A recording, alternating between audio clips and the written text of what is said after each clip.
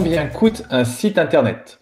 Bonjour et bienvenue dans cette nouvelle vidéo qui va parler aujourd'hui de plusieurs questions autour du coût d'un vrai site internet.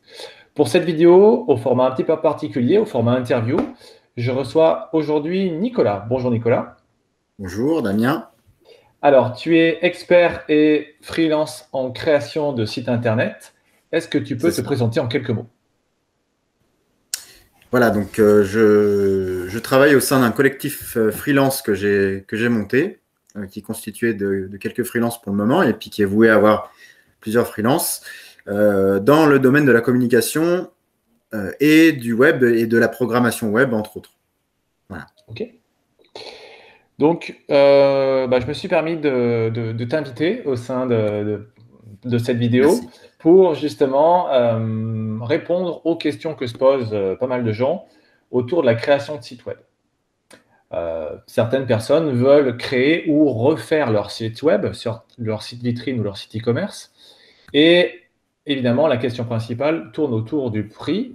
Et on entend parfois des prix qui vont de 1 à 10 sur cette problématique. Du coup, bien, pour tenter d'éclairer leur lanterne, on va essayer d'apporter des réponses à ces questions. Alors Nico, déjà, première question, évidente, mais on va quand même tenter d'y répondre. Pourquoi créer un site web? Alors c'est simple. Pourquoi créer un site web? C'est vrai qu'aujourd'hui, on pourrait se demander si ça a un intérêt de créer un site web parce qu'on a divers services en ligne. Je pense à Facebook, à Google My Business, etc., qui permettent d'avoir quand même une page sur le web et de mettre certaines infos disponibles pour les prospects, les futurs clients, hein, des visiteurs éventuels. D'avoir un site, déjà, ça permet d'améliorer son image. Un site, on le présente comme on a envie, on y met les fonctionnalités qu'on a envie, les messages qu'on a envie, on n'est pas limité à un design, à des fonctionnalités. Voilà. Et puis, c'est nous qui restons au final maîtres du marketing qu'on va pouvoir faire autour du site. Alors que sur d'autres plateformes, on n'est pas forcément maître, on est vraiment limité. Et bien souvent, ce sont des plateformes qui sont gratuites, et c'est bien pourquoi ces plateformes sont gratuites. C'est que voilà, on ne va pas pouvoir tout faire. C'est pas comme si Ok. on voulait créer un site complet avec Google My Business ou avec une page Facebook, Ok. voilà, par exemple. Et si je ne veux pas créer de site web, quelle serait l'alternative à la création d'un site web? Oui, donc justement, j'en parlais juste avant. L'alternative, ça pourrait être des pages, justement, des pages gratuites, entre guillemets, hein, qu'on peut créer sur le web via Google My Business, comme je disais, Facebook. Ça peut être une page Instagram, ça peut être de divers sites qui existent, parce qu'il y a beaucoup de sites qui existent qui permettent de présenter des informations sous forme de pages sur Internet. Ou alors, on a aussi des outils de création rapide de ce qu'on dit site internet, hein, ce sont des sites internet, mais comme Wix, je pense à Wix, mais il y a plein de nouveaux acteurs qui sont sortis. Donc voilà, pour moi, ce seraient les alternatives à un site web. Ok. Du coup, tu me disais que tu étais créateur de site web. Avec Oui. des outils comme Wix, on peut créer soi-même son site web. Oui. Question évidente, Nico, pourquoi je ferais appel à toi pour créer un site web? Quelle est la plus-value de gens comme toi? Eh bien, c'est très simple. Quand on est novice en création de site web, c'est sûr qu'on va souvent aller se diriger vers une solution gratuite type Wix. Ou alors, je pense aussi à One and One qui permettent d'avoir le One and One My Website qui permet de créer son site gratuitement, ou pas d'ailleurs, parce qu'ils ont des forfaits aussi. Tout pareil sur Wix, hein, d'ailleurs, il y a des plans premium sur Wix qui permettent d'avoir des fonctionnalités en plus. Alors pourquoi on ferait appel à moi plutôt qu'à ces acteurs-là du marché des sites web? Parce que moi, j'ai une expertise qui va permettre en fait de pouvoir travailler avec différents acteurs, par exemple avec des référenceurs, ou alors j'ai aussi des rédacteurs, par exemple. Voilà. J'ai aussi une certaine expérience dans la mise en page, donc il faut avoir une expérience dans la mise en page. Pourquoi? Parce qu'en fait, bien souvent, quand on est novice, encore une fois, on va faire des choses, on va penser que c'est joli, on va peut-être demander à notre entourage si c'est joli, etc. Ils ne répondront pas forcément comme il le faut parce qu'ils vont essayer de vous faire plaisir, etc. Mais rappelez-vous que vous n'êtes pas un professionnel de la communication et de la mise en page. Donc, premier point, la mise en page, c'est très important. Et puis ensuite, tout ce qui va être fonctionnalité autour du site. Parce que créer un site avec des outils gratuits, ça nous permet de faire certaines choses. Mais comme je disais, c'est soit on paye des plans supérieurs et puis on a un tas de fonctionnalités disponibles et on va devoir y passer du temps. On va devoir créer tout ça, on va devoir configurer tout ça. Moi, je sais directement où aller, quoi choisir. J'ai une expérience aussi, un retour sur l'expérience des différents plugins, ce qu'on appelle plugins, donc des briques de fonctionnalités qu'on vient rajouter à notre site, qui sont disponibles sur plusieurs types de plateformes type Wix, etc., mais qui sont aussi disponibles dans des plateformes type WordPress que j'utilise beaucoup, moi, dans mon travail. Donc voilà, le retour sur l'expérience de ces briques de fonctionnalités, parce que souvent, on va passer des heures et des heures à tester des fonctionnalités qui viennent de telle marketplace de fonctionnalités sur Internet. Et puis, on va souvent se planter, on va souvent avoir des gros blancs. On achète l'expérience, quoi. C'est un petit ticket d'entrée supplémentaire, mais au final, on a une meilleure expertise et on va directement à l'essentiel. On prend les fonctionnalités qui cartonnent en 2021 et par la suite. On achète l'expérience, quoi. On investit dans l'expérience. Voilà, on investit dedans. Et puis, bien souvent, quand on crée, c'est ce que je voulais rajouter, quand on veut créer un site web, déjà, on n'a pas envie d'y passer beaucoup de temps dessus. C'est bien souvent pour ça qu'on délègue avec des personnes comme moi.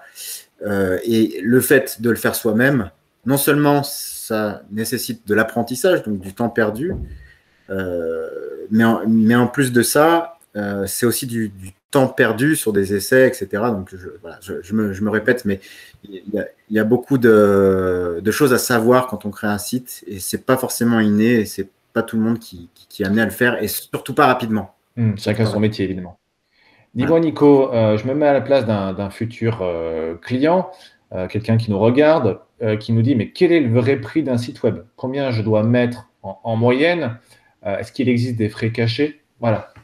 En termes de budget, combien faut-il que je pense pour avoir un vrai site professionnel? Alors évidemment, tout le monde se pose cette question de quel est le prix d'un site web. Et ça va dépendre, la question, elle n'est pas toute faite, la réponse n'est pas toute faite en tout cas.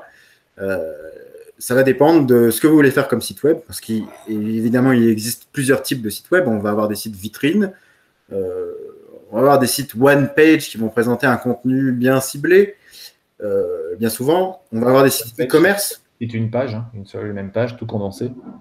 Voilà, donc c'est de l'information condensée sur une seule et même page. Voilà, c'est ça, le one page. Donc voilà, on aura différents types de sites à différents prix, selon si on le fait nous-mêmes ou si on le fait faire par quelqu'un. Si on le fait nous-mêmes, on le verra plus tard, mais ça engendre aussi des coûts. Mais si on le fait faire par quelqu'un, en tout cas, quel est le prix du site web? Moi, je vais vous donner une fourchette de prix. On va aller, je pense, en démarrant sur des prix à base de 500 €. Et puis, on peut aller sur des sites à 3 000 €, voire plus. On peut aller jusqu'à 10 000 € et encore plus si on fait du développement spécifique de fonctionnalités. C'est-à-dire si on réinvente la roue quelque part, si on recrée toutes les fonctionnalités de A à Z sans passer par certaines plateformes dites CMS comme WordPress, donc des systèmes de gestion de contenu qui permettent de réduire les coûts. Voilà. Et justement, voilà, j'allais te poser la question, si je veux réduire les coûts au minimum, qu'est-ce que tu me préconises? Alors, encore une fois, ça va dépendre de si on souhaite le faire soi-même ou si on le fait faire par un professionnel tel que moi. Personnellement, quand un client vient vers moi pour me demander la création d'un site web, je vais lui proposer, en fonction de son budget, du type de société que j'ai en face de moi, je vais proposer diverses alternatives. Voilà. Donc, on a ce dont je parlais juste avant, les plateformes CMS, donc système de gestion de contenu type WordPress, ou alors il y en a d'autres. Hein, pour le e-commerce, on a par exemple PrestaShop. On va avoir des choses un petit peu plus évoluées comme Magento aussi dans le e-commerce. Il y a d'anciennes plateformes CMS qui sont un petit peu connues, qui s'appellent Joomla, par exemple. Bon, il y a un tas de choses. Ces plateformes, ce sont des sites installables et configurables. Ça permet donc de ne pas réinventer la roue, comme je disais juste avant, et de réduire le temps de création du site web. Donc, souvent, je propose ce type de technologie qui n'est pas plus mauvaise qu'une autre, hein, mais je le propose pour les clients qui arrivent avec très peu de budget. En revanche, pour le client qui arrive avec une idée bien préconçue de ce qu'ils veulent faire, souvent avec des détails très, enfin, avec des choses très détaillées en tout cas, je vais leur proposer du développement spécifique. Et dans le développement spécifique, on vient encore dans une autre brique de la création de site web. On a aussi des moyens de faire les choses un peu plus rapidement, sans réinventer trop la roue, mais en faisant quand même un peu plus de choses que si on avait une plateforme CMS. Ou alors, développement vraiment très spécifique, et généralement, ce sont des grosses sociétés qui font appel à ce type de technologie-là. Et là, on va aller chercher, donc, comme je le disais tout à l'heure, dans des budgets un petit peu plus hauts pour créer le site web. Ok, donc si je récapitule, si je veux gagner du temps, est-ce que je peux te dire, bah voilà, je veux le même site qu'un concurrent, fais-moi une copie et essaye de l'améliorer. Est-ce que avec ce type de propos, on peut gagner du temps? Ou est-ce que tu vas passer vraiment du temps à faire un vrai cahier des charges avec le client? Voilà, est-ce que tu factures le cahier des charges? Voilà, explique-moi comment je peux gagner un peu de temps et d'argent par rapport à ça. D'accord. Alors, encore une fois, selon le budget qu'on veut mettre dans le site web, on aura quelque chose peut-être de différent de son concurrent sur lequel on veut copier. Donc, comment dire je bloque, pardon. Le concurrent sur lequel on va copier, il va peut-être avoir fait appel à une agence qui aura fait du développement spécifique. Et donc, il aura peut-être payé très cher son site web pour avoir des fonctionnalités et une optimisation, parce qu'on n'en parle pas, mais il y a énormément de choses à dire de ce côté-là, mais une optimisation du site web qui va permettre un chargement des pages très rapide, etc. Voilà, quand vous voulez copier un concurrent, il va falloir faire face à plusieurs critères. Vous n'aurez pas forcément exactement la copie conforme de votre concurrent en fonction du budget que vous allez y mettre, déjà, dans un premier temps. Ensuite, ça peut faire gagner du temps quelque part si on a un concurrent qui fait exactement la même chose et qu'il a un contenu intéressant sur son site web. On peut gagner du temps en copiant un petit peu le site web, mais une chose qu'il faut savoir aussi, c'est que la copie est très mal vue sur Internet, non pas que par les gens, mais aussi par les automates, les robots, les robots de Google, par exemple. Donc, copier, c'est bien, mais ce n'est pas toujours la solution, c'est même très rarement la solution. Il vaut mieux faire quelque chose de personnalisé, quelque chose qui est propre à votre image.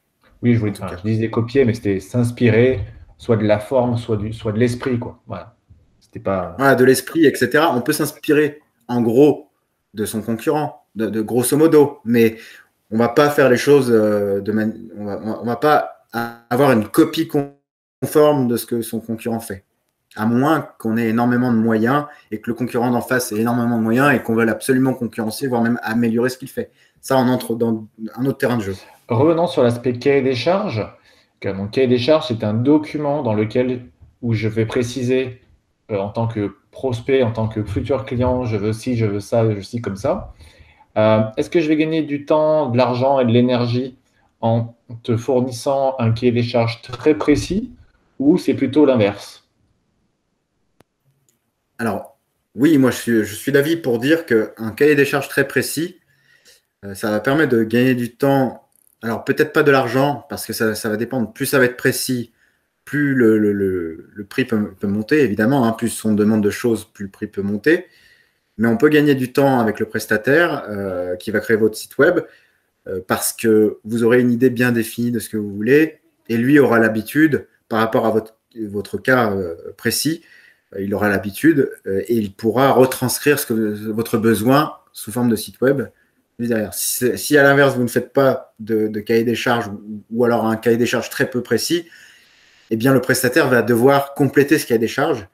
Il va devoir vous expliquer un tas de choses, donc vous former un tas de choses. C'est vrai que c'est toujours bien d'arriver avec le cahier des charges et même un petit peu de formation derrière. Pas grand-chose, hein, mais au moins avoir quelques bases pour pouvoir communiquer avec votre prestataire. Donc, ce qui est intéressant, finalement, c'est de se dire, c'est de mettre quelques grandes lignes sur un papier et puis de faire appel un peu à ton expertise pour dire, bah voilà, quelles sont les tendances pour 2021, pour les années à venir, et ensuite se laisser guider par tes conseils. Mais c'est bien quand même d'avoir fait une réflexion en amont. Ouais. Voilà, on entre dans une phase de conseil après et on va venir, même si le cahier des charges est très bien fait et très détaillé, on va venir quand même dans une phase de complétion de ce cahier des charges avec une expérience technique et une expérience sur le marché et sur l'utilisation qu'on en fait sur le moment à un instant T. Voilà. Concrètement, en tant que client, je ne suis pas informaticien. C'est quoi un cahier des charges? C'est un document Word dans lequel je jette 4 lignes ou ce sont des schémas avec une feuille et un stylo et des flèches? Explique-moi comment ça marche. Oui, alors un cahier des charges, effectivement, ça va prendre un certain nombre de pages. En tout cas, quand c'est bien rédigé, ça prend un certain nombre de pages. Je dirais en moyenne une douzaine de pages. En moyenne, hein. Ça va vraiment dépendre encore une fois du projet, mais une douzaine de pages qui vont être agrémentées donc d'explications, de descriptions du cas, d'études de la concurrence, de schémas, évidemment, des schémas avec des structures hiérarchiques pour dire, voilà, moi, par exemple, je vais donner un exemple pour un site e-commerce, vous allez peut-être vous dire, dans mon site e-commerce, par exemple, je vends du vin, ben, je veux vendre des vins blancs, je veux vendre des vins rouges, je veux vendre des rosés, je veux vendre des rosés pétillants, des champagnes, etc. Tout ça, ça constitue des catégories qu'il faut hiérarchiser donc avec des catégories, des sous-catégories, etc. Voilà. Ok. J'ai vu que sur le marché, bah, il y a des gens comme toi qui font également de la création de sites web. Il y a des graphistes, il y a des développeurs, il y a des chefs de projet, il y a des freelances, il y a des agences, il y a des solutions sur mesure. Quel est le mieux? Explique-moi. Alors, je dirais pas qu'il y a une solution meilleure que l'autre. Ça va vraiment dépendre de qui est-ce que vous avez en face. Bien sûr, comme on le disait tout à l'heure, si vous faites appel à un prestataire, il aura une expérience derrière. Donc, quoi qu'il en soit, vous profiterez de l'expérience du prestataire. Mais voilà, il n'y a pas de solution parfaite. Vous pouvez avoir un freelance qui est bien meilleur qu'une agence, ou alors une agence qui est bien meilleure qu'un freelance. Ça va vraiment dépendre. Et la différence entre un graphiste et un développeur, voire même un photographe qui me propose eux-mêmes des sites web, qu'est-ce que j'aurai de plus et de moins en passant par tel ou tel technicien? Alors, quand vous faites appel à un graphiste, vous ne faites pas appel à un professionnel du développement de site web. Vous faites appel à quelqu'un qui est éventuellement professionnel dans la mise en page, qui est professionnel dans la forme, hein, disons dans la forme. Et s'il vous propose un site web, il aura souvent des lacunes dans tout ce qui est fonctionnalité derrière. Il vous proposera quelque chose de plus simple. À l'inverse, si vous faites appel seulement à un développeur, il se peut, alors ça va dépendre encore une fois de la personne que vous avez en face, mais il se peut que cette personne n'ait pas d'expérience sur tout ce qui est mise en page, conception graphique du site, marketing, hein, marketing visuel, etc. Voilà. Donc l'idéal, c'est quand même de trouver quelqu'un qui a les deux compétences. Ok. Dis-moi, si je veux te confier la création d'un site web, tu vas écrire les textes? Alors, moi personnellement, je n'écris pas les textes. Je préconise à mon client, en revanche, de faire appel soit à un référenceur qui a des qualités en termes de rédaction, soit à des rédacteurs indépendants, parce que ça existe aussi, les rédacteurs indépendants. Donc, je vais souvent conseiller ça parce que chacun son métier. Moi, je ne suis pas rédacteur, je ne suis pas référenceur. J'ai peut-être quelques notions dans chacun des domaines, mais ça n'est pas mon expertise. Mon expertise, c'est vraiment la conception du site web. Donc, je serais Donc, fort ça de veut dire conseil. si je veux bien faire les choses, il faut que je fasse appel à 3, 4, 5 corps de métier? Oui, si on veut bien faire les choses, il faut faire appel à plusieurs corps de métier, évidemment. Maintenant, certaines personnes ont de multiples compétences, mais il faut faire attention, il faut savoir jauger si ces personnes ne gonflent pas trop leurs compétences pour dire, bon, ben, moi, je veux tout faire, puis au finalement, vous allez avoir quelque chose de peu fiable, voilà, sur plusieurs aspects, et puis peut-être un peu plus fiable sur d'autres. Voilà. Mais le mieux, c'est quand même de faire appel à plusieurs prestataires. Je vais faire appel à plusieurs prestataires. J'ai demandé 2, 3, 4 devis. J'ai 4 documents en face de moi. Qu'est-ce qu'il faut comparer? Qu'est-ce qu'il faut comparer? C'est-à-dire que Qu'est-ce qui est comparable? Qu'est-ce qu'il faut absolument que je vérifie? Voilà. alors, je pense personnellement qu'il faut déjà prêter une grande attention au prix des devis, qu'on ne soit pas dans une tranche de prix qui soit abusive, parce que ça peut arriver. Il faut aussi se renseigner sur le prestataire qu'on a en face, donc aller voir s'il a un portfolio de travail déjà effectué avec des clients, etc. Voir si son travail vous convient. Très intéressant. Voilà, je Ouais, pense. pour voir ce qu'il a été capable de livrer. Mhm. Voilà, savoir ce qu'il a été capable de livrer et puis voir si le contenu sur tous les aspects qui sont nécessaires à la création d'un site web, à savoir, donc ce qu'on a dit, on va avoir l'aspect création du site web, donc développement du site web, l'aspect mise en page, graphisme, marketing visuel. Voilà. L'aspect rédaction, est-ce qu'il prend en charge ou pas la rédaction des textes ou Est-ce qu'il l'amélioration? prend... Voilà. Oui. Et aussi la notion d'hébergement. Est-ce que c'est…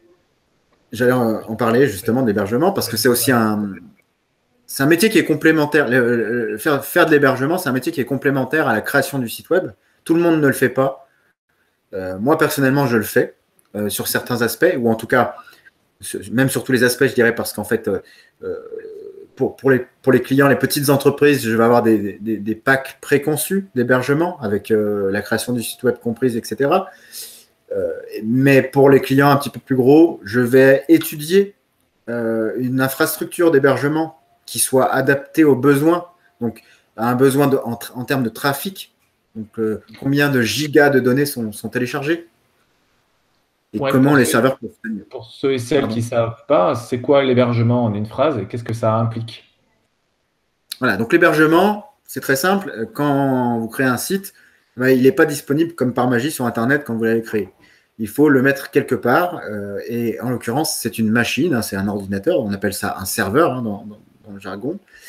Un ordinateur qui va stocker continuellement les fichiers du site Internet qui a été créé et qui va les mettre à disposition des utilisateurs.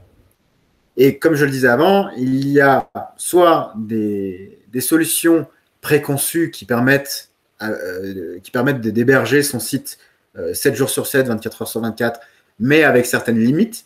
Et puis après, si on veut passer outre ces limites, il va falloir des infrastructures plus vastes, des choses plus complexes, plus chères évidemment aussi. Ne serait-ce que l'étude de la mise en place de ces infrastructures coûte de l'argent. Voilà. Donc, il faut le savoir, l'hébergement, c'est essentiel à la mise en ligne d'un site web. Donc, il faut le savoir. Et comme je le disais, il y a des prestataires comme moi qui proposent de faire de l'hébergement, de faire de l'étude de cas et de la création de sites web. Donc, si je récapitule, imaginons que voilà, je suis curieux, j'ai un peu de temps devant moi, je veux faire le site moi-même. Quels Oui. sont les paramètres auxquels je devrais réfléchir? Qu'est-ce que je devrais prendre en charge en termes de coûts financiers? On a l'hébergement, donc l'hôtel à site qui va stocker mon site, le disque dur. Voilà. On aura, donc ça, l'hébergement, c'est quoi? C'est minimum 50 € hors taxes par an, minimum. Oui, c'est à peu près Le nom de correct. Oui. domaine minimum, c'est à partir de 7 € hors taxes jusqu'à 12, 15 euros à l'année. Un point .fr par rapport à un point .com. Le point .com est un peu moins cher. C'est du 7 euros et le point .fr, c'est du 10, 12 euros. Est-ce qu'il faut que je prenne un nom de domaine ou que j'en prenne deux, le .fr et le point .com? Là aussi, on vous préconise de prendre les deux et de rediriger l'un vers l'autre. Il va falloir que vous créiez votre adresse mail, que vous la configuriez aussi efficacement, que vous configurez les notions de sécurité, que vous mettiez en place un certificat SSL pour là aussi la sécurité, pour que votre site passe en HTTPS, vous ayez le fameux cadenas vert, et puis que vous mettiez en place la partie hébergement, sauvegarde, et les notions de sécurisation de fichiers pour pas que vous fassiez pirater votre site internet. Donc il y a quand même quelques aspects à vérifier en amont, sans compter les temps nécessaires à la recherche, à la prise en main de l'outil en question que vous allez choisir, à la bonne réflexion du plan de votre site et des textes que vous allez écrire, aux photos que vous allez insérer, photos gratuites, photos de droit. Si vous voulez vous prendre vous-même en photo, est-ce que vous allez prendre votre téléphone ou passer par un photographe? Donc il y a du travail quand même derrière. Il y a énormément de travail, c'est sûr, autour d'un site web. Ouais. Et le faire soi-même, sans avoir d'expérience, sans avoir de connaissances, c'est se lancer dans un gouffre sans fin. Clairement. Alors, on peut y arriver. Après, on fait toujours des premiers jets. Mais pour arriver au niveau standard accepté et performant en 2021, il y a un petit temps quand même nécessaire pour arriver à ces standards-là, non? Oui. Disons que sur Internet, il y a une concurrence très, très, très rude. Il y a autant d'un côté, vous allez avoir des personnes qui créent leur site web sans vraiment savoir où ils vont et qui vont publier leur site web tel quel en faisant des erreurs, évidemment. Et puis, vous allez avoir tout le reste. Et surtout, si on est dans un but commercial, vous allez avoir quand même des concurrents. Et les concurrents, il se peut qu'ils fassent moins bien que ce que vous pouvez faire. Mais généralement, vous avez quand même de la concurrence assez rude sur Internet. Et tout le monde essaie de respecter au maximum, en tout cas, les règles du net et d'avoir quelque chose de performant, le plus performant possible pour être bien référencé par la suite et pouvoir faire son business en ligne, tout simplement. Il faut savoir que en France, sur les .fr, il y a environ 7000 .fr qui sont pris tous les jours. Oui, donc c'est énorme. Il peut y avoir jusqu'à 7000 sites qui se créent en France.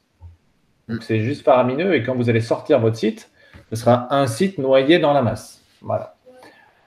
Toutefois, est-ce que c'est possible de réussir par Internet? Est-ce que c'est possible de percer grâce à son site?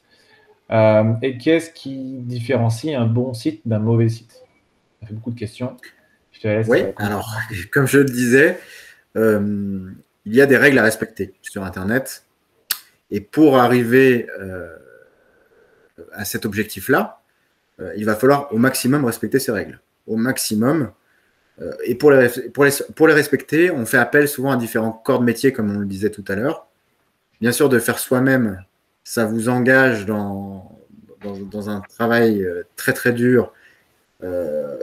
Sur tous les aspects que tu as dit, Damien, tout à l'heure, on va avoir donc l'hébergement, la création du site web, la sécurité, tout ce qui est contenu, donc la rédaction du contenu, faire des pages annexes pour améliorer son marketing.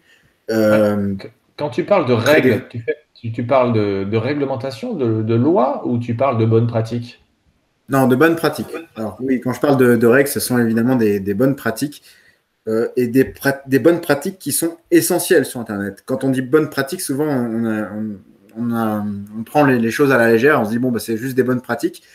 Je peux très bien faire quelque chose et au moins j'aurai déjà quelque chose. Mais les bonnes pratiques, elles sont essentielles si on veut surpasser la concurrence sur Internet. Est-ce que tu m'autorises à parler de deux bonnes pratiques qui sont à mes yeux essentielles? Oui. Pour moi, la bonne pratique essentielle en 2021, c'est que la première, c'est que votre site techniquement doit être qu'on appelle mobile friendly, donc qu'il soit conçu et surtout fonctionnel sur un téléphone mobile, sur un smartphone.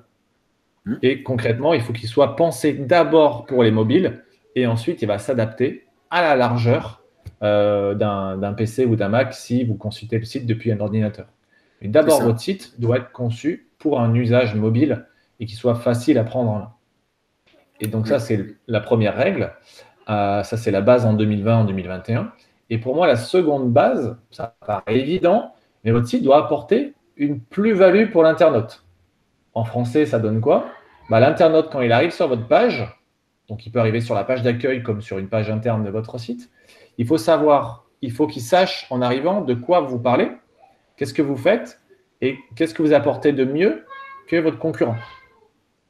Donc, c'est avoir un site compatible mobile et deux, mettre une plus-value clairement exprimée dès le premier écran et depuis toutes les pages de votre site Internet. Qu'est-ce que tu en penses, Nico? Alors oui, je vais déjà reprendre le premier point que tu as cité, donc le fait d'être mobile friendly, donc adapté, créé pour les mobiles et adaptable sur PC. Pourquoi? Parce qu'il y a en fait 70% d'utilisateurs qui vont sur les mobiles en usage. Et puis 30% en moyenne. Voilà. En moyenne 30% sur PC et 70% sur mobile. Donc, c'est très important de créer son site pour le mobile. Ensuite, le deuxième point, c'est donc ce que j'appelle moi l'expérience utilisateur. C'est-à-dire avoir une bonne expérience utilisateur, donc des fonctionnalités qui sont interactives, qui sont intuitives sur son site pour que l'utilisateur ne se perde pas, pour qu'il n'aille pas sur un autre site concurrent à la place du vôtre. C'est très important, il faut bien l'étudier et souvent essayer de faire mieux, en tout cas même y parvenir à faire mieux que son concurrent. Si on peut donner quelques exemples un peu pour illustrer tes propos sur la partie expérience utilisateur, parce que c'est quand même un buzzword, un gros mot qu'on voit très très souvent, c'est mettre des formulaires contact sur toutes les pages, des numéros de téléphone qui soient cliquables et qui puissent composer le numéro lorsqu'on appuie dessus. C'est de mettre non pas du blabla qui ne sert à rien, mais des vrais contenus qui donnent envie de lire et de passer à l'action. Ce sont deux belles photos qui illustrent vous, votre équipe, plutôt qu'une pauvre photo libre de droit. Voilà, c'est un ensemble comme ça de choses qui sont évidentes, on rigole quand on voit ça sur les sites des concurrents, mais qu'il faut appliquer sérieusement et concrètement sur votre site Internet. Oui, voilà. On va passer aux questions finales. Nico, dis-moi, un site web, ça m'apporte quoi? Ça m'apporte, alors au-delà de la satisfaction d'avoir un site web et d'être présent sur Internet et d'être affiché au public, ça va m'apporter une image de marque. Normalement, bon, si on est un amateur, on va, comme on le disait, on va créer des pages Facebook, des blogs sur Skyblog ou je ne sais quoi d'autre. Blogueur, par exemple, chez Google. Voilà. Donc là, ça ne nous permet pas d'avoir une image de marque bien ancrée sur le web. Donc, ce que ça apporte aussi, ce sont des clients, des prospects, des clients, soit en magasin physique, si on a une boutique ou une agence, par exemple, mais ça peut aussi générer des appels téléphoniques, des formulaires de contact. Voilà, votre site web, il doit être là pour générer des prospects, des suspects, des prospects chauds, des prospects froids vers votre boutique, vers votre activité physique ou en ligne. Voilà, donc on a plus la maîtrise, je le disais encore une fois tout à l'heure, on a plus la maîtrise de son propre marketing quand on a son site web. Donc on peut faire vraiment ce qu'on veut, on peut diriger son information commerciale et publicitaire dans la direction qu'on veut. Voilà. Et puis surtout, on peut faire des business dans n'importe quel domaine et on n'est pas tributaire d'une plateforme. Imaginons que vous ayez un business un peu borderline, quand je pense par exemple au CBD actuellement, vous voulez faire lancer dans le commerce du cannabis légal, vous mettez ça, vous créez une page sur Facebook, demain Facebook tous, il dit le CBD sur Facebook c'est interdit, votre business, business il tombe à l'eau, la marque, le trafic, les publicités que vous avez pu dépenser sur Facebook, tout est réduit à néant. Alors que sur un site web, vous capitalisez tout l'effort publicitaire, tout l'effort commercial que vous mettez, que vous déployez. Et puis au final, vous êtes propriétaire de votre plateforme, de votre propre plateforme. Voilà. Peut-être que, Nico, tu as envie de me poser une question du type, voilà, je lance un site, au bout de combien de temps j'aurai des clients? C'est souvent la question Je que tu pense que as, tu viens en de te la tête. poser à toi-même. Concrètement, vous pouvez faire des actions promotion autour de votre site web, des actions payantes et des actions gratuites. Et toutes ces actions, notamment payantes, je pense à Google AdWords, je pense à Facebook Ads, ça va vous générer des visiteurs vers votre site et donc rapidement des prospects ou voire même des clients si vous avez un site e-commerce. Donc concrètement, vous Oui. dépensez, vous mettez en place une campagne d'acquisition payante de trafic et dans l'heure, le lendemain, vous pouvez avoir des clients. Et ça, c'est l'impact très très fort que l'on peut avoir grâce au marketing web. À l'agence, dans ton collectif, est-ce que c'est quelque chose que tu mesures? Comment tu peux avoir des statistiques par rapport à ça? On utilise des outils pour les statistiques, pour mesurer l'impact. Donc l'impact, comme tu disais, que ton propre site Des peut retombées. avoir sur le web et sur les futurs clients.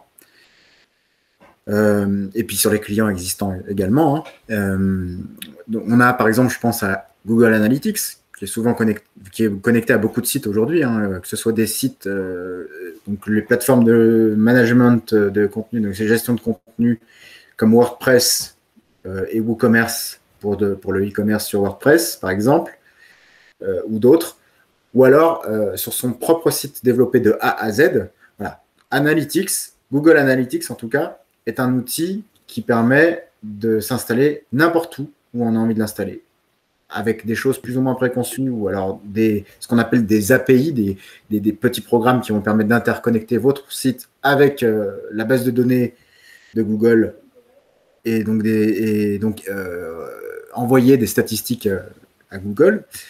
Voilà, donc tout ça est mesurable, évidemment. Oui, Maintenant, il n'y a pas que Google Analytics, il y a un tas d'autres il y a choses. d'autres outils, effectivement.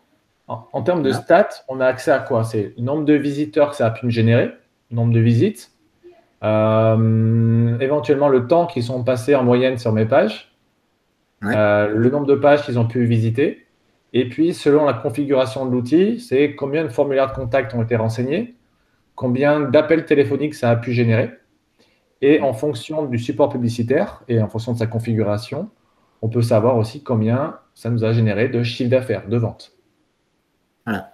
Puis je dirais même, pour aller plus loin, ça permet aussi de savoir, donc, par exemple, si on a un site e-commerce, ça permet de savoir si donc, nos produits ont été consultés, si les pages produits ont été consultées, si la page panier a été visitée beaucoup de fois.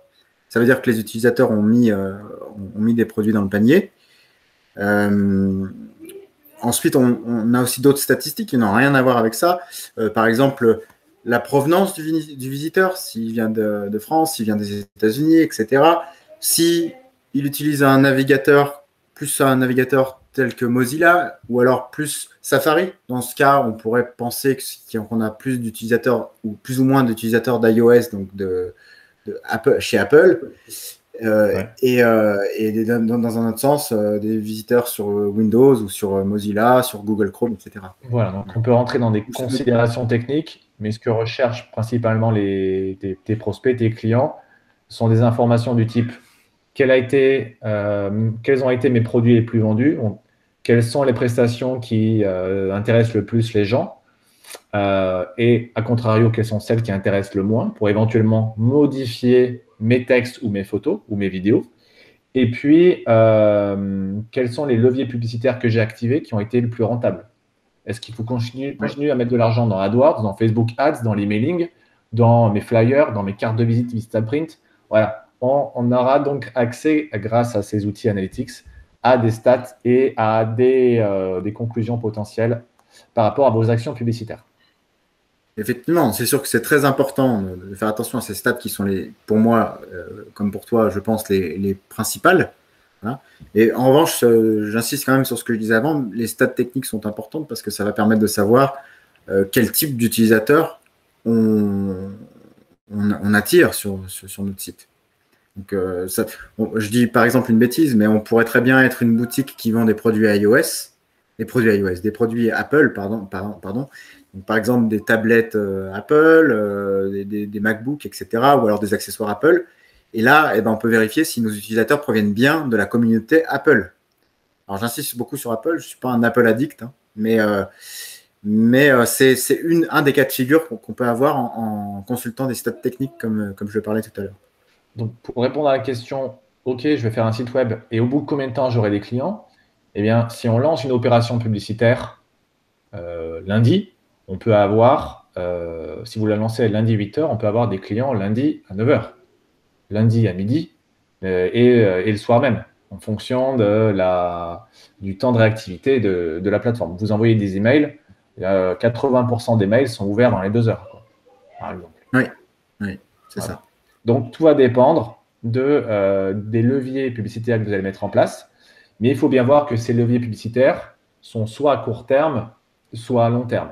Le référencement naturel, qui est ma spécialité, on aura des retombées à moyen et long terme.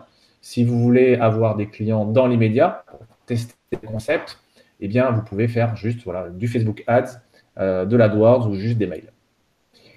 Ouais. Dis-moi, Nico, je serais intéressé pour monter un gros site. Est-ce qu'il est possible de tester tes prestations? Est-ce qu'il est possible que tu me fasses une petite maquette comme ça, un premier site? Est-ce que on peut faire une page d'arrivée, ce qu'on appelle une landing page? Qu'est-ce que tu pourrais me proposer si je voulais tester tes services? C'est-à-dire que tout le travail de mise en page, hein, c'est un travail de longue haleine. Donc, si on veut tester les services, on aura effectivement la possibilité de le faire, mais on n'aura pas forcément quelque chose de fini. On aura vraiment une maquette, comme on disait, une maquette qui va vous permettre donc d'avoir une prévisualisation de ce qui serait possible d'avoir pour votre cas précis. Comme je le disais tout à l'heure, pour n'importe quel freelance, il faut aller voir le portfolio, les travaux précédemment réalisés avec d'autres clients. C'est important. Moi, on peut le faire sur mon site, aller voir le portfolio dans les divers domaines que je propose. Mais donc, tester, avoir quelque chose, un échantillon en tout cas, c'est tout à fait possible. Mais il faut bien se mettre dans la tête qu'on n'aura pas une prévisualisation du produit fini, mais plutôt de quelque chose d'étudié, qui en est encore à l'état d'étude. Voilà. En tout cas, c'est quelque chose qui est envisageable. Par exemple, imaginons une période hors Covid, vous avez un salon semaine prochaine, votre site est… Voilà, vous avez besoin de faire un site pour une offre spécifique. En une semaine, on peut arriver à produire une page d'arrivée assez sommaire avec un format contact, un téléphone, et on peut monter une campagne d'acquisition de visiteurs payante via AdWords, via Facebook, et générer des visiteurs en vous disant, bah voilà, rendez-vous, l'entreprise truc participe au salon machin, rendez-vous au stand 6 à les 4 de l'événement. Ça, c'est faisable. C'est faisable, bien sûr, mais on n'est plus au stade de maquette. On a quand même fait quelque chose, même si c'est juste un début. Donc, par exemple, si on est très pressé, comme tu le dis, on a un salon la semaine prochaine, c'est tout à fait possible d'avoir quelque chose de tout à fait basique qui permet déjà d'être présent, d'avoir une certaine présence. Mais voilà, on n'est plus au stade de la maquette, on est vraiment sur une réalisation concrète, même si ce n'est pas une réalisation finie. Imaginons que je veuille te déléguer la création d'un site web. Quelle est la première chose à laquelle je dois penser? Alors, la première chose à laquelle je dois penser, c'est mon budget. Alors, c'est peut-être un petit peu… je vais peut-être passer pour quelqu'un qui pense qu'à l'argent, mais ça n'est pas le cas. Dans le budget, c'est très important parce que ça va permettre de définir ce que je suis capable de faire, financièrement parlant, en fonction de mes besoins et mes ambitions avec mon site. Donc, première chose, donc le budget. Ensuite, deuxième chose à penser, c'est les objectifs de mon site. Donc, quels objectifs je veux remplir en créant ce site, pourquoi je veux être présent sur Internet. Donc ça, il faut bien le remplir au préalable. Ensuite, avoir une idée de la présentation de ce site. Donc une idée des couleurs, de de votre logo, etc. Pour en parler du logo, parce que le logo, tout le monde n'en a pas. Souvent, moi, j'ai des clients qui arrivent sans logo et qui me disent, bon, bah, c'est pas grave, on mettra un logo bidon qui provient d'Internet, etc. C'est pas terrible. Oui, à mon sens, c'est nécessaire. C'est nécessaire parce que c'est ça qui va définir votre image de marque. Ça va être la tête de front, voilà, de votre image de marque, le logo. C'est très important de se démarquer au niveau du logo parce que si vous n'avez pas quelque chose qui est précis et particulier et propre à votre cas, vous n'aurez pas quelque chose de fini en termes de logo. Et le problème, c'est que le logo, vous pouvez en trouver des tonnes sur Internet, des tonnes de logos gratuits. Et si tout le monde a le même, ça ne tape plus à l'œil. Voilà. Le logo doit taper à l'œil. En résumé, ok. En résumé, tu me disais les premières choses à faire, c'est réfléchir au budget, réfléchir à nos cibles, à nos objectifs, réfléchir à l'environnement, à l'ambiance graphique, ce que l'on aime, ce que l'on n'aime pas, ce qu'on aime bien chez les concurrents, ce qu'on aime bien même dans d'autres domaines, hein, si on fait un benchmark. Est-ce que tu vois d'autres choses, par exemple, à penser? Je sais pas. Peut-être un nom de domaine, un .fr, un .com.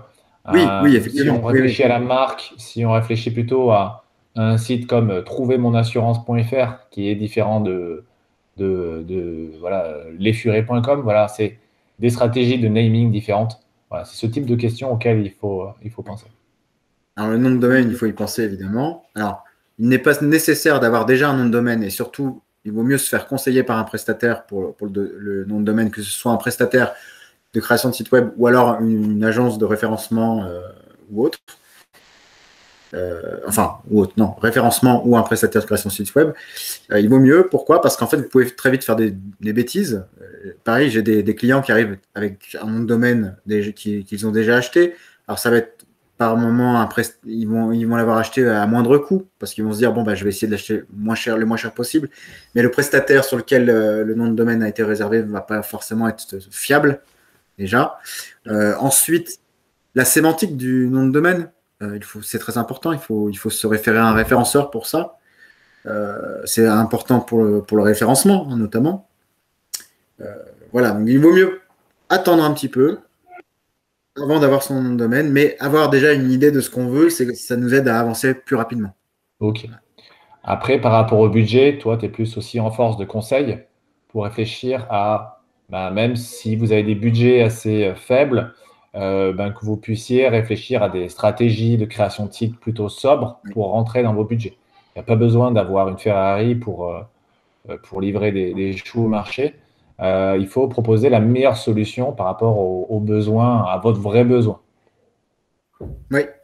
Alors, en termes d'hébergement, notamment, l'hébergement, il va varier en fonction de vos besoins. Si vous voulez que votre site soit ultra performant, par exemple pour un site e-commerce, vous voulez qu'il soit ultra performant, qu'il n'y ait aucune coupure, hein, parce que les coupures de site web, les erreurs, ce qu'on appelle les erreurs 500, hein, ce qu'on voit souvent sur Internet, erreur 500, c'est souvent dû au fait que le site est surchargé. Donc, il va falloir mettre plus ou moins de budget pour déjà l'hébergement. Ensuite, je le disais tout à l'heure, la technologie utilisée va permettre, au niveau de la création du site web, va permettre de réduire ou non les coûts. Donc ça aussi, il faut y penser, mais il y a plusieurs solutions possibles. Et comme je le disais encore une fois tout à l'heure, ce n'est pas parce qu'on utilise une technologie qui nous permet de réduire les coûts qu'on a quelque chose de mauvais. Voilà. On peut très bien s'adapter à votre cas précis. Admettons, vous êtes un jeune entrepreneur qui débute sur le web, qui veut lancer son business, son site e-commerce ou je ne sais quoi. Là, vous n'êtes pas obligé de mettre les bouchées doubles directement. Évidemment, c'est bien mieux d'avoir beaucoup de financement dès le début, hein, c'est comme tout, hein. Mais vous n'êtes pas obligé de mettre les bouchées doubles. Vous pouvez utiliser des technologies qui vont vous permettre de faire les choses un petit peu moins chères au début. Mais il faut toujours savoir une chose, c'est qu'il y aura une transition à un moment donné.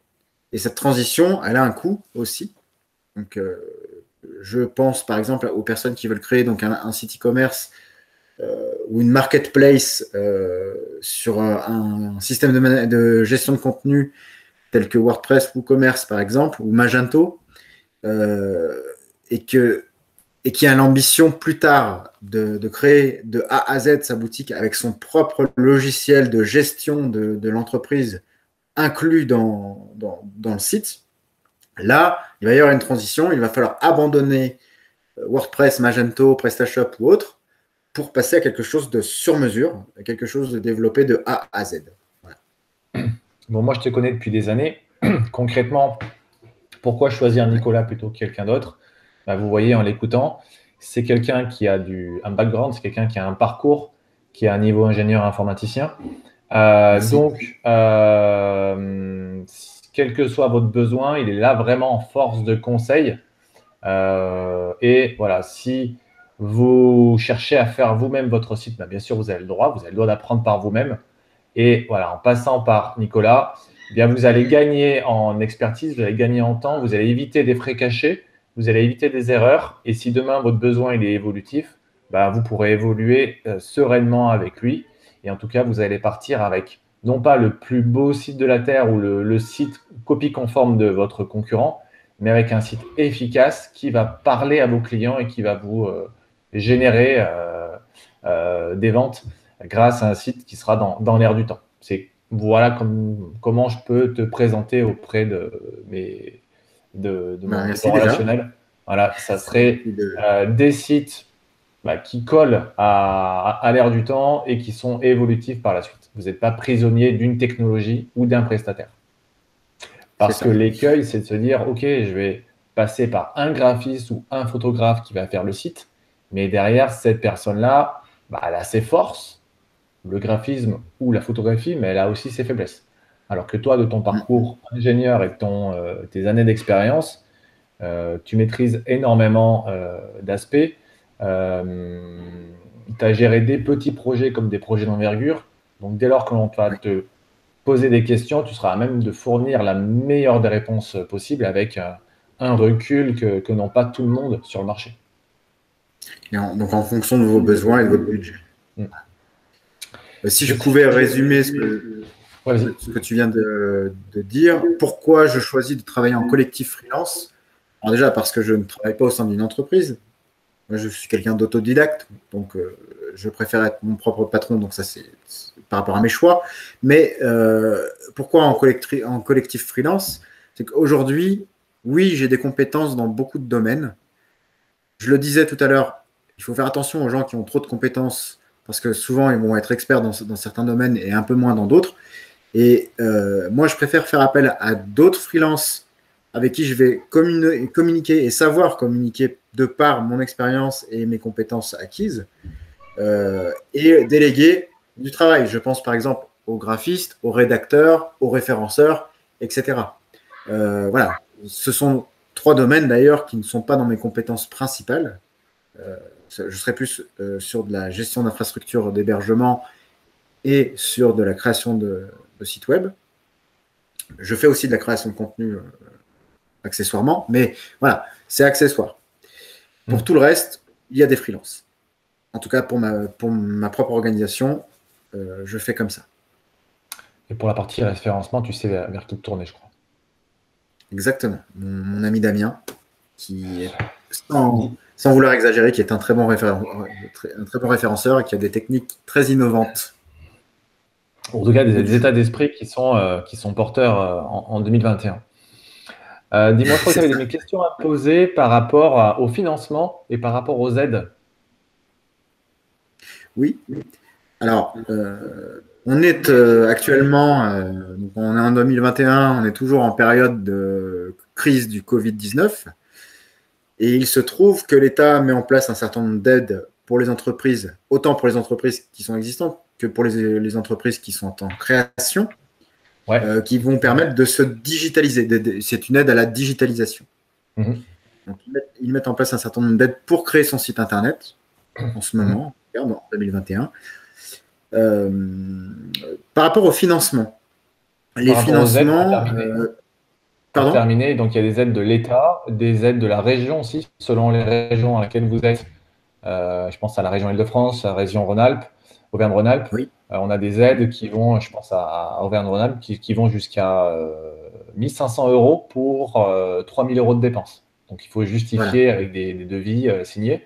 Et derrière, vous avez presque 50% d'un projet qui est financé. Et ça, Oui. c'est intéressant.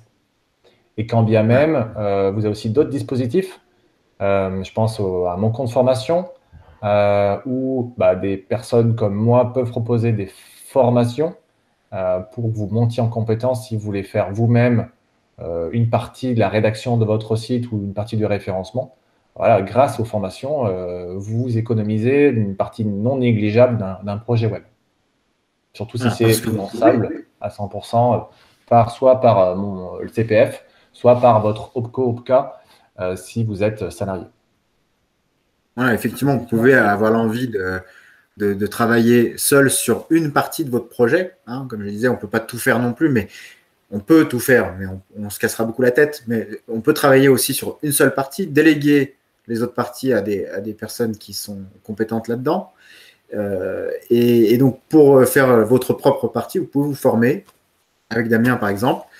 Et effectivement, il y a des aides avec le compte formation. Effectivement. Oui. Pour ce qui est des financements, C'est on parlait ça. des financements tout à l'heure. Les financements, il y a plusieurs types de financements. Vous avez des financements, alors pareil, pour les entreprises qui sont en création. Les bénéficiaires des prestations sociales telles que Pôle emploi, par exemple, peuvent avoir des aides financières pour la création de leur entreprise et donc de leur site internet. Donc, c'est un financement. Ou alors, beaucoup se tournent vers des banques, des business angels, des investisseurs quelconques, hein, voilà, pour des plus gros projets, évidemment. Les banques, c'est très classique, hein, tout comme les business angels, par exemple, on doit créer son business plan pour la création de son entreprise. Donc le business plan, si c'est dans un domaine digital comme le e-commerce par exemple, eh ben, il va se tourner, d'un point de vue e-commerce. Oui. Et puis derrière, vous pourrez obtenir des financements contre un pourcentage, bien souvent c'est un pourcentage de votre chiffre d'affaires, ou alors des parts dans votre société. Voilà. Et puis, si on collabore ensemble sur votre projet, moi étant en entreprise via la SARL Creatis dont je suis co-gérant, via notre banque, on peut mettre en place des solutions d'étalement de paiement. Et derrière, c'est l'ensemble du projet qui peut être finançable sur 12 mois, sur 24 mois, avec des mensualités échelonnées. Donc ça peut être intéressant et ça peut vous aider à passer ce cap pour vous digitaliser, tout en sachant, Nicolas, que la partie site internet, ce n'est pas une dépense, c'est un investissement sur la durée. Oui. Même si un site il est constamment en évolution par nature, mais un site web, voilà, une fois que vous avez une structure qui est en ligne, vous êtes à même de capitaliser, de générer des prospects. Et au final, bien, si vous vendez 1, 2, 3 prestations ou produits, vous pouvez rentabiliser rapidement votre site internet. Donc, voilà, certes, il y a des dépenses, mais c'est plus un investissement qu'un coût sec. Tout à fait. Effectivement, si vous faites appel à une agence, bien souvent, cette agence, donc comme l'agence Cléatis de Damien ici présent, vous pouvez avoir des financements, des aides en tout cas, qui sont en fait des financements d'organismes externes, hein, d'accord, qui vont eux rémunérer votre prestataire ponctuellement, et puis après vous échelonnez le paiement. Donc c'est très intéressant. C'est très intéressant de faire appel à ça quand vous démarrez et quand vous n'avez pas forcément le budget. Malheureusement, pour les freelances, on ne peut pas fonctionner comme ça, nous, de notre côté, les freelances. C'est pourquoi moi, j'ai mis en place une stratégie qui va permettre aux petites entreprises qui n'ont pas beaucoup de budget d'étaler, donc d'échelonner leur paiement avec un système d'abonnement et pouvoir démarrer avec certes certaines limites par rapport à un site un petit peu plus gros avec un financement plus important, mais qui va permettre de démarrer. et puis donc de générer du chiffre d'affaires, et puis d'évoluer par la suite, de créer, de refondre son site dans d'autres technologies ou d'autres aspects. Voilà. Voilà, donc niveau financement, que ce soit de mon côté comme de ton côté, je pense qu'il y a toujours un système d'acompte au début pour sécuriser la transaction, parce que vous exigez un professionnel, on va l'être. De notre côté, nous, on exige un acompte parce qu'on a des frais fixes à payer. Voilà, des hébergements, des noms de domaine, tout ça, ce sont des choses qui ont des coûts. Et derrière, nous, il faut rentabiliser, enfin, il faut rembourser immédiatement, pardon, ces dépenses. Et puis, se garder une marge de sécurité pour d'autres achats éventuels qui pourraient tomber pour la bonne intégrité de votre projet. Donc, Bien un sûr. acompte au démarrage et après une facilité de paiement par mois pour un système d'abonnement ou par trimestre pour des projets plus conséquents. Oui, alors effectivement, il y a des coûts fixes. Il y a des coûts fixes. Surtout, je pense à quand un client vient pour une création sur mesure de son site internet, en allant sur des montants de 3 000 à 10 000, voire plus en euros. Effectivement, donc il va falloir verser des acomptes pour pouvoir démarrer le projet, c'est indispensable. Pour ce qui est, en revanche, pour ma part en tout cas, des abonnements, j'ai créé une offre qui permet d'éviter d'avoir des coûts cachés et donc de permettre aux petites entreprises de démarrer en échelonnant ces paiements. Et derrière, il n'y a pas de système de versement d'acompte. Tout est déjà préconçu, préfabriqué pour que le client y arrive. Il demande son site web, donc il commande son site web, il reçoit son site web, et une fois en ligne, il commence à être facturé tous les mois. Voilà. Donc, une offre claire et sans surprise qui plaise aux entrepreneurs comme vous, notamment en cette période d'incertitude liée au Covid. Ok, donc Nico, si tu voulais résumer en une phrase la problématique, voilà, quel est le vrai prix d'un site web?